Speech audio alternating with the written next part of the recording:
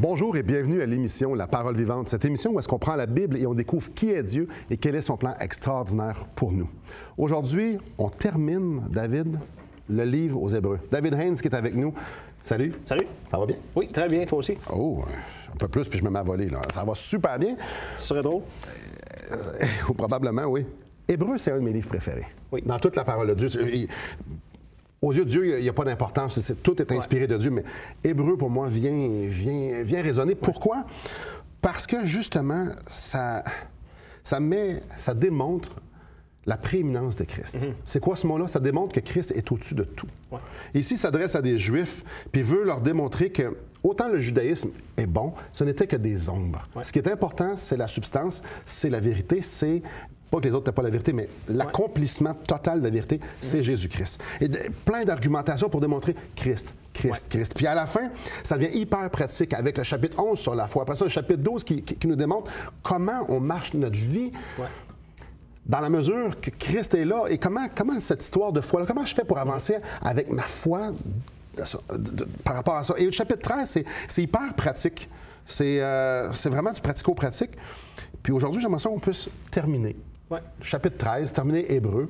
La prééminence de Christ.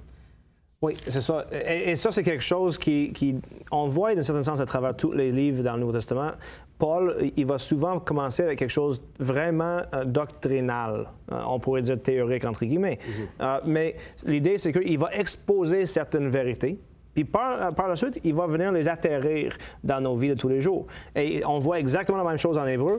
On passe à travers plusieurs chapitres très, très théoriques, des fois, honnêtement, difficiles à comprendre. Ben oui, on se souviendra du chapitre 7 qui fut quand même assez...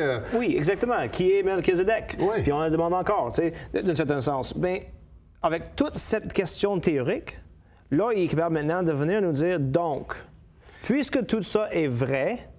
Voilà comment est-ce qu'on devrait agir. Voilà comment que notre foi peut être mise en action. Voilà comment qu'on peut vivre en conséquence de notre foi en Jésus-Christ. Et je pense qu'à ce point-ci, on devrait comme lire la conclusion de la lettre. Un peu la bénédiction, le au revoir. Voici ses dernières, pas ses dernières volontés, mais sa prière pour eux, dans le fond. Au verset 20, au chapitre 13, j'aimerais vous inviter à la maison d'ouvrir votre Bible. J'espère que vous en avez une, dans Hébreux chapitre 13. Au verset 20, on y lit « Que le Dieu de paix qui a ramené d'entre les morts le grand berger des brebis, par le sang d'une alliance éternelle, notre Seigneur Jésus, vous rende capable de toute bonne œuvre, pour l'accomplissement de sa volonté, qu'il fasse en vous ce qui lui est agréable par Jésus-Christ, auquel soit la gloire au siècle des siècles. Amen. » C'est merveilleux. Et ça, c'est quelque chose que j'aime beaucoup dans les lettres de Paul, d'ailleurs. Quand on lit ces lettres, souvent, dans les derniers versets, il va dire une genre de bénédiction ou quelques petites paroles d'encouragement qui vient d'une manière merveilleuse boucler tout ce qu'il a dit auparavant. Il est capable, d'une manière ou d'une autre, de résumer tout un livre au complet dans l'espace de deux, trois lignes. Et c'est ça qu'on voit ici. Bien, il résume 10 chapitres dans le verset 20. Oui, exactement.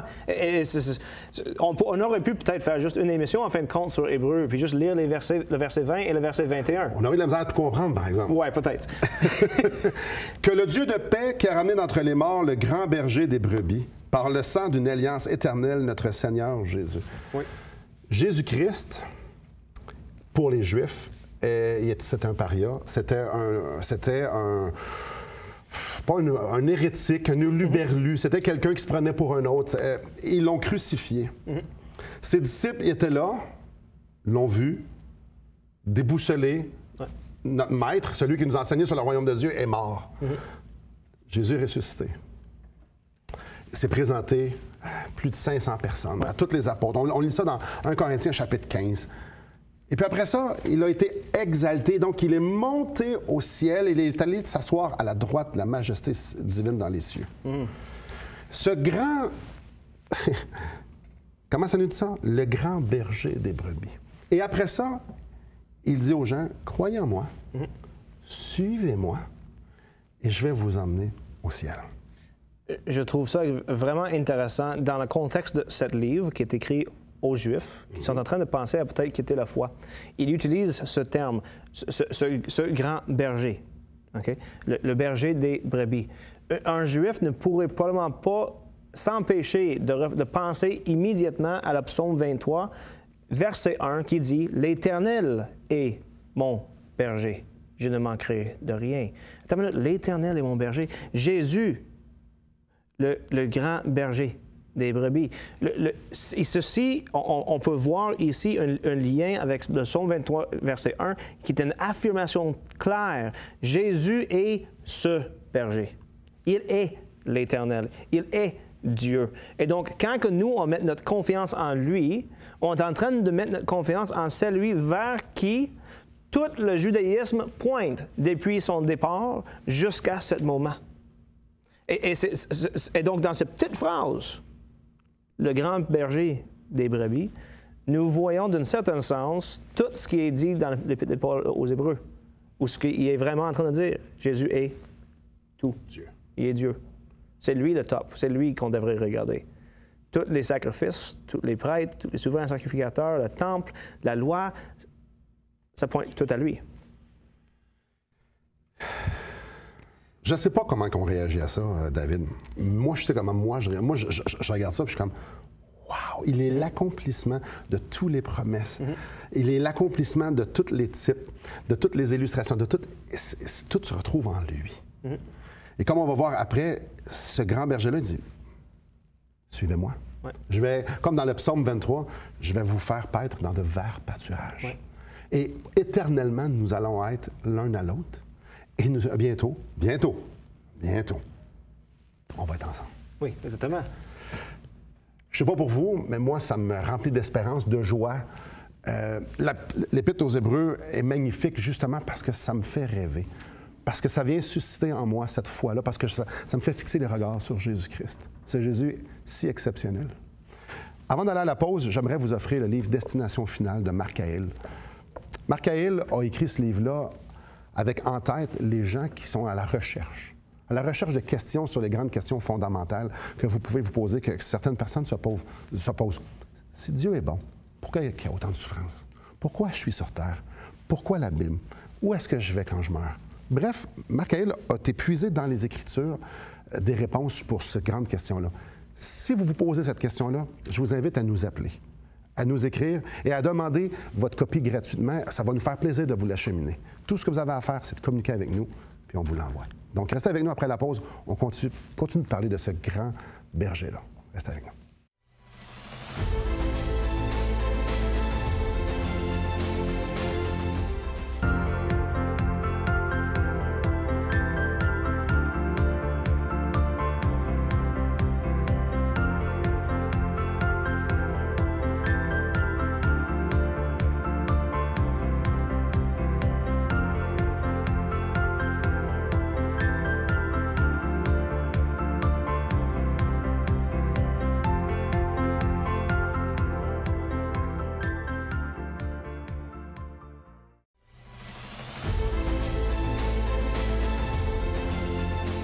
Bonjour à vous.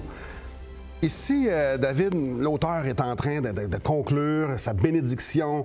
Comme tu as dit, il aime boucler la fin de ses livres, comme Paul, on pense que c'est Paul. Ouais. Ici, c'est comme à chaque phrase. On a parlé le grand berger des brebis. Mais ça, on ne peut pas passer à côté du reste. Là. Oui. Ça nous parle, le Dieu de paix. Est-ce que c'est juste une expression comme ça qu'a mis le Dieu de paix, ou bien non, c'est chargé, là? On ne peut pas penser que c'est juste une expression qu'il a mis pour le plaisir ou pour le fun, ou parce qu'il pensait que ça sentait un peu spirituel. Paul, je pense, quand il écrit, il pèse ses mots. Et surtout dans la conclusion, si on passe à travers un livre au complet, il va peut-être avoir bien des choses qu'on oublie, mais on va souvent s'en rappeler du fin. Ouais. On s'en rappelle qu'est-ce qu'il dit à la fin. Puis si je me rappelle de ces versets-là, souvent, je vais être capable même de résumer tout le livre au complet. Absolument. Donc, non, il y a beaucoup de sens dans ce mot. Une des choses que moi, ça m'a fait penser immédiatement, c'est que le Dieu de paix, on est en guerre contre Dieu. Par la naissance même, nous sommes en guerre contre Dieu. On ne veut pas ce que lui, il veut. On ne veut pas de lui. On veut être les maîtres de notre propre vie, tout en n'étant pas capable d'être les maîtres de notre propre vie. On vit dans cette illusion-là, être les maîtres de notre propre vie. Et donc, nous sommes en guerre contre lui. Mais Dieu, il a agi d'une manière pour faire la paix. Ben, tout le livre d'Hébreux nous démontre à quel point, du chapitre 1 jusqu'au chapitre 13, à quel point Dieu met tout en place. C'est ça, exactement. Tout ce qui est nécessaire pour qu'on puisse comprendre qu'on est en guerre contre lui puis qu'on a besoin de la paix. Et lui, il est ce Dieu de paix. Donc, c'est lui qui initie tout ça. C'est lui qui initie, c'est lui qui l'amène à son achèvement. Ça me fait penser, cette expression de Dieu de paix, ça fait penser à Romains chapitre 5. Dans le verset 1, ça dit « Étant donc justifiés par la foi, nous avons la paix avec Dieu, par notre Seigneur Jésus-Christ, à qui nous devons d'avoir eu par la foi accès à cette grâce. » Vas-tu là? Oui, vas-y là. Ben, il y a beaucoup de gens qui disent « Ah, moi, je ne veux pas croire un Dieu vengeur, un Dieu colère, un Dieu... Ah non, je veux... » Les gens pensent que Dieu a un problème avec nous. Ils ont raison. Mais le plus gros problème, c'est que nous avons un problème avec Dieu. C'est ça. Donc, là, OK. Si Dieu ouvrait les portes du ciel, la totalité de l'humanité dirait « Je veux pas y aller. » C'est ça. Donc, on peut mettre tout le blâme sur Dieu bien correctement, mais nous avons un problème de péché. À la seconde qu'on pêche, on dit à Dieu, tasse-toi. Et il n'y a pas personne d'entre nous qui sommes corrompus par le péché qui sont capables de voir Dieu tel qu'il est et dire, je vais obéir parfaitement à ses ordonnances. Donc, on a un sérieux problème. Et étant donné que nous avons un problème avec Dieu, Dieu qui est un Dieu de paix, n'a pas le choix de faire comme, wow! Pour garder la paix, il y a un problème entre nous deux parce que toi, tu ne veux pas venir chez nous. Donc, il y a une animosité. C'est pour ça que dans Colossiens, Paul nous parle qu'on est ennemis de Dieu. En fait, dans ce verset ici, Romains chapitre 5, on nous explique, verset 8, « Mais Dieu prouve son amour envers nous en ce que lorsque nous étions encore des pécheurs, puis, 2 versets plus tard, « Car si lorsque nous étions ennemis, nous avons été réconciliés avec Dieu par la mort de son Fils. » On était pécheurs, on était ennemis, on ne voulait rien savoir de Dieu. Paul, en Romains chapitre 1, il dit, on était capable de savoir que Dieu était là, mais au lieu d'adorer le Créateur, on est tourné vers la création. À un moment donné, on est coupable pour le fait que nous avons détourné de Dieu. Et dans Hébreux, on peut voir ce Dieu dire... Je vais tout vous donner ce qui est nécessaire pour qu'on puisse avoir la paix. Chrysostome disait, un père de l'Église disait que dans le salut, rien vient de nous. C'est ça. Exactement. Tout vient de Dieu. Donc, Dieu est l'initiateur de cette paix-là, de cette alliance-là. C'est pas nous autres qui choisissons Dieu. Non. C'est Dieu qui nous dit, viens à moi, je vais tout faire ce qui est nécessaire pour que tu puisses venir à moi. De départ jusqu'à la fin. C'est pour ça qu'on peut parler de le Dieu de paix. Voilà. Il vient nous chercher. Et c'est pour ça qu'après, il nous parle ici qu'il a ramené d'entre les morts le grand berger des brebis parce que c'est au travers lui que c'est possible. Allons avec l'autre après qu'on n'a pas vu, par le sang d'une alliance éternelle. On a déjà vu dans l'Épître de Paul aux Hébreux, on a déjà parlé de l'Ancienne Alliance, où ce que c'était basé sur nos œuvres. C'était contingent, c'était basé sur ce que nous, on pourrait faire. Si on obéit, on est béni. Si on désobéit, on est maudit. Mais on nous explique qu'à travers Jésus-Christ, Dieu nous offre une nouvelle alliance à travers le sang de Jésus-Christ. Ça prenait le sang pour le pardon de péché. On a vu ça dans les versets. Donc, ce n'est plus conditionnel. C'est ça. As-tu le pardon par le sang de Jésus ou tu ne l'as pas? Exactement. C'est pas basé sur ce que je fais. Et ça, c'est l'alliance éternelle. Est-ce que c'est révocable? Non. Est-ce que ça peut s'annuler? Absolument pas. Est-ce que mes péchés peuvent être plus grands que le sacrifice de Jésus-Christ, que son sang? Exactement. Non. C'est vraiment ça. Il n'y a pas, comme j'ai déjà dit, il n'y a pas un péché qui est tellement petit que ça ne mérite pas le jugement de Dieu. Mais il n'y a pas de péché qui est tellement grand que Dieu n'est pas capable de le pardonner à travers le sang de Jésus-Christ. Tout est en train de pointer ici sur Jésus-Christ, sur notre grand besoin, l'inimitié. Donc, on comprend ça. C'est pas tant folklorique pour eux. C'est plus à dire, hey, asseyez-vous. Ouais. Mes frères et sœurs, asseyez-vous. Je sais que ça brasse dans votre vie. Je sais qu'il y a des difficultés. Je sais que... Puis on peut se l'approprier pour nous aussi. Ouais. Puis dire, OK, attends un petit peu, là. Regarde tout ce que Dieu a fait, premièrement, qui il est, et tout ce qu'il a fait pour que tu puisses être avec lui. Et maintenant, base ta vie là-dessus. C'est ça ton assurance, c'est ça ton espérance. Pour demain, assurément, mais pas aujourd'hui. Souvent, David, on voit le salut comme une destination. Ouais. Souvent, le salut, c'est que, ah oui, je suis sauvé, je vais être avec. Je n'irai pas en enfer, je vais aller au ciel. C'est destination, destination. Je m'en vais au ciel. Et comme on a vu dans Hébreu, oui, tu t'en vas au ciel, mais tu t'en vas être uni avec quelqu'un. Le ciel, c'est quelqu'un. C'est ça. C'est pas une place. C'est ça. C'est l'union avec Dieu. Et cette union-là, Jésus, dans Matthieu 28, verset 19, il dit allez, faites de toutes les nations des disciples et baptisez-les au nom du Père, du Fils et du Saint-Esprit, et enseignez-leur à observer tout ce que je vous ai prescrit. Et après ça, c'est... Donc, vivez en chrétien, suivez-moi, je vais être avec vous jusqu'à la fin. Le chrétien vit avec Jésus parce qu'il est maintenant réconcilié avec ce Dieu extraordinaire. Ce grand berger-là le fait paître dans de verts pâturages et il déguste ce que le Seigneur a pour lui. Pourquoi? Parce qu'il est en train d'expérimenter ce qu'il va vivre demain. Il vit aujourd'hui. C'est ça un chrétien. Je vais arrêter. On va à la fois aller à la pause. On va à la pause. Mais avant d'aller à la pause, j'aimerais vous donner le film de Jésus selon l'Évangile de Jean. Donc, ils ont pris les histoires de l'Évangile de Jean, ils ont pris les paroles de l'Évangile de Jean et ils ont fait un film dernièrement. Donc, ce n'est pas celui des années tranquilles, c'est un film très récent. Tout ce que vous avez à faire, même chose que le livre, vous appelez, vous nous écrivez, dire « Je veux le livre que Simon nous a offert » et on vous l'achemine totalement gratuitement. Donc, après la pause, on continue sur ça se traduit comment ça dans nos vies, cette nouvelle vie-là. Restez avec nous. Depuis maintenant 15 ans, nous avons l'immense privilège d'annoncer la bonne nouvelle de Jésus-Christ. Par la grâce de Dieu, nous avons fait plus de 500 émissions, distribué gratuitement des milliers de livres et que dire des centaines de personnes qui ont répondu par la foi à l'appel de Jésus.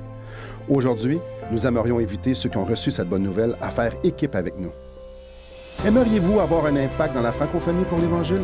Joignez notre équipe en participant financièrement à la production de l'émission et en nous permettant de continuer à offrir de la littérature gratuitement à ceux qui sont ouverts à l'Évangile. Contactez-nous. Il nous fera plaisir de vous partager comment vos prières et vos dons peuvent faire la différence.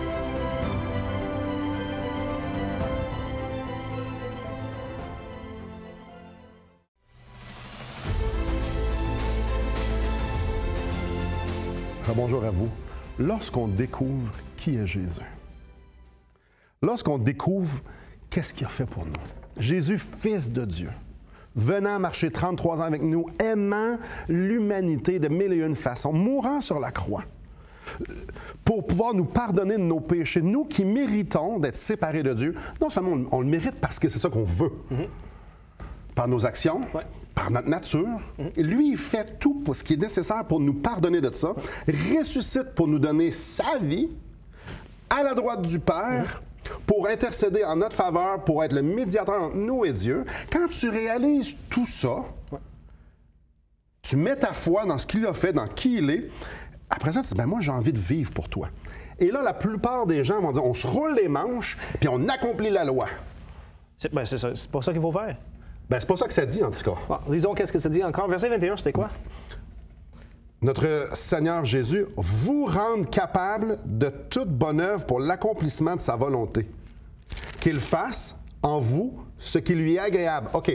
Donc, si on fait quelque chose d'agréable, c'est lui qui le produit. Exactement. Si on fait des bonnes œuvres, c'est lui qui nous rend capable. Ouais. Dans le deuxième épître de Pierre, chapitre 1, le verset 3, on lit « Comme sa divine puissance nous a donné tout ce qui contribue à la vie et à la piété. » J'en ai un autre, moi, pour toi, là. J'en ai un autre pour toi. Il faut que je tourne, par exemple, puis que je sois capable de me rendre. Pendant que tu tournes, alors... Je suis rendu. Oh. Celui qui vous a appelé est fidèle et c'est lui qui le fera. Oui, exactement. Les Écritures témoignent constamment de la réalité que Dieu travaille en nous pour produire les œuvres bonnes qu'il veut qu'on fasse. C'est lui qui travaille à travers nous pour faire le bien. Et quand on y pense, moi, je suis pécheur, je suis né avec une nature pécheresse, et après ça, je choisis de pécher. Donc, en dedans de moi, tout est corrompu, ma vision du monde est corrompue, ma vision de moi-même est corrompue, et tout est corrompu. Là, comme je dis, je réalise Jésus-Christ, je mets ma confiance en lui et tout ça. Et là, moi, là, avant, je n'étais pas capable de glorifier Dieu. Et maintenant, de moi-même, je serais capable de glorifier Dieu. Ça fait pas de sens. En fait, Augustin et Jean Calvin témoignent tous les deux de la réalité qu'on voit dans les Écritures, c'est que l'homme court librement vers le mal, mais il ne peut pas se détourner librement. On va dans une cour à scrap ou dans, je ne sais pas comment on le dit en français, dans un dépotoir et on prend une vieille voiture toute en lambeaux, il n'y a pas de roue, il y a tout ça, et on y met un moteur de Ferrari dedans. Ça pourrait être intéressant. Ça pourrait être intéressant, Je sais pas mais si ça marcherait, par exemple. Elle n'avance pas. Premièrement, si on ne met pas de moteur, ça n'avance pas. Puis si on met un moteur de Ferrari, ça n'avance pas, à moins que le moteur de Ferrari fasse produire quelque chose. Ici, c'est ce qu'on est en train de dire. Ouais. Dieu ne nous laisse pas à nous la responsabilité de produire sa vie. Est-ce une chance parce qu'on ne pourrait pas le produire? Parce que c'est contre notre nature. Exactement. Et c'est fondamentalement contre notre volonté. Oui, c'est ça. Donc Dieu vient travailler, vient renouveler notre intelligence pour qu'on puisse discerner c'est quoi sa volonté. Exactement. Puis là, après ça, il produit aussi le vouloir et le faire. Là, je viens de citer plusieurs versets. Tout d'un coup. Mais c'est ça qu'on voit la grâce de Dieu. Oui, on peut parler de plusieurs manières par lesquelles Dieu démontre la grâce. On peut parler de la grâce commune qu'on appelle ça. C'est la grâce que Dieu donne à tous les hommes. La grâce par laquelle nous avons la vie, par laquelle on a la subsistance pour vivre, etc. Tout le monde a ça, les justes et les injustes. Mais Dieu donne une grâce, on pourrait dire, supplémentaire pour sauver des gens, mais pas juste pour les sauver, mais pour les conformer à l'image de son Fils. Parce que sans cette grâce, on n'aurait pas fait. Non. Sans sa grâce, on ne pourrait pas la faire. Mais c'est sa divine puissance qui le fait en nous. Donc, quand les chrétiens, quand les gens voient des impératifs dans le Nouveau Testament, et ici, dans le chapitre 13, il y en a plein. Ça nous dit au verset 2, n'oubliez pas l'hospitalité. Verset 3, souvenez-vous des prisonniers. Verset 4, ça parle de mariage. Verset 15, de sacrifice de louange. Verset 16, n'oubliez pas la bienfaisance, la libéralité. Il n'est pas en train de dire, là, vous allez vous tourner les manches, puis là, vous allez faire tout votre possible pour accomplir ça. Au verset 21, ça nous le dit, non, non, non, non, non, non, non.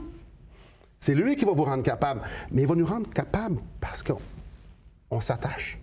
Parce qu'on s'attache à lui, parce qu'on a la foi en lui, parce qu'on le laisse travailler en nous. On arrête, on pourrait dire, de se battre.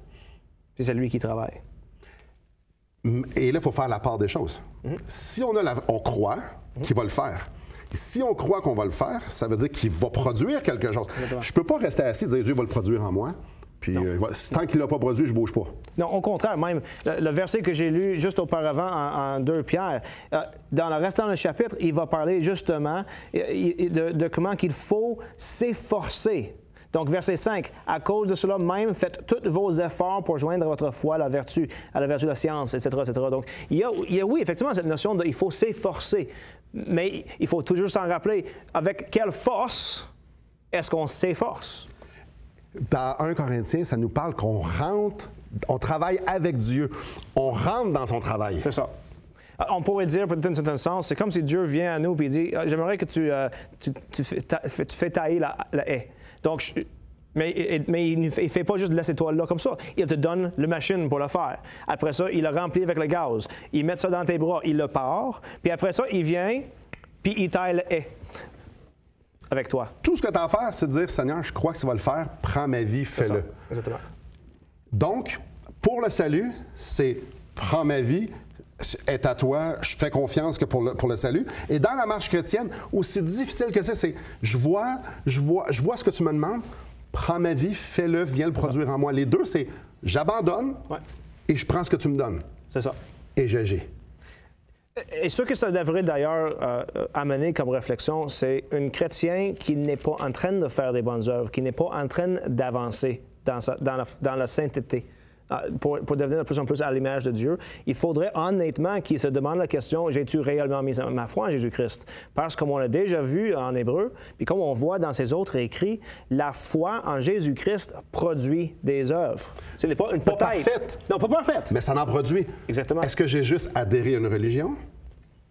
Ou un mode de pensée? Est-ce que je suis là parce que mes parents m'ont éduqué là-dedans? Ou est-ce que je suis là parce que c'est Jésus, je veux? Oui, j'ai hâte de le voir. C'est ça. Parfois, je marche tout croche, mais il me relève. Tout est à propos de lui. Tout est à propos de lui. Le salut, la marche, l'éternité, c'est à propos de lui. Et on va terminer l'émission après la pause, justement en parlant de ça. Tout est à propos de lui. On n'est pas sauvé par les œuvres et on ne marche pas par nos forces. Et on n'ira pas au ciel parce qu'on était bon. Restez avec nous.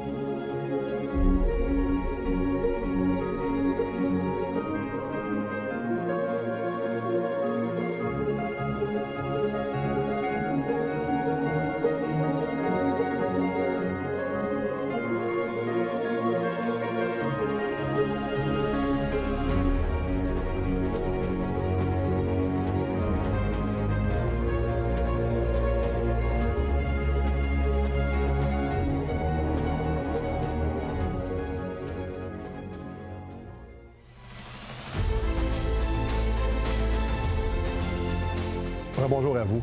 Comme j'ai dit, le salut, c'est lui. La marche, c'est lui.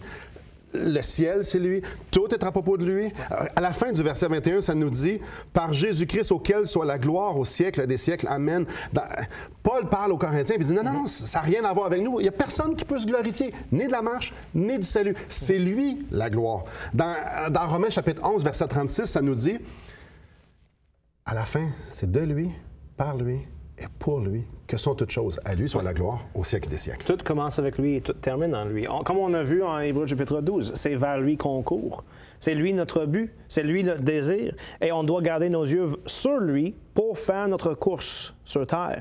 Parce que c'est avec lui qu'on veut être unis. C'est lui la fin de toute chose. J'aime beaucoup en Philippiens chapitre 2, après avoir parlé de l'humilité de Jésus-Christ par laquelle il est venu sur terre, il s'est humilié, il n'est pas juste devenu un homme, il est aussi mort sur une croix. Okay? Mais là, il dit, verset 9 de le chapitre 2, « C'est pourquoi aussi Dieu l'a souverainement élevé et lui a donné le nom qui est au-dessus de tout nom, afin qu'au nom de Jésus, tout genou fléchisse dans les cieux, sur la terre et sous la terre, et que toute langue confesse que Jésus-Christ est Seigneur à la gloire de Dieu le Père. » Il n'y a pas de plus beau passage pour terminer justement l'épître qui veut donner la prééminence à Christ. Un jour, tout genou va fléchir devant Jésus-Christ. Parce qu'il est le roi des rois. Parce qu'il est le roi, il est le Dieu, et parce aussi il est venu mourir sur une croix. Il a été couronné roi en ressuscitant. Il a été couronné roi parce qu'il l'est. Mes chers amis, est-ce qu'il est votre roi? Est-ce qu'il est votre grand berger? Mes chers amis, je vous en supplie, soyez réconciliés avec Dieu si ce n'est pas déjà fait. Déchargez-vous de vous-même et dites « Seigneur, c'est toi que je veux. » Puis si vous êtes chrétien, dites « Seigneur, c'est toi que je veux, aujourd'hui et pour l'éternité, parce que c'est ça, être chrétien. » Merci beaucoup, David. Merci à vous et que le Seigneur vous bénisse.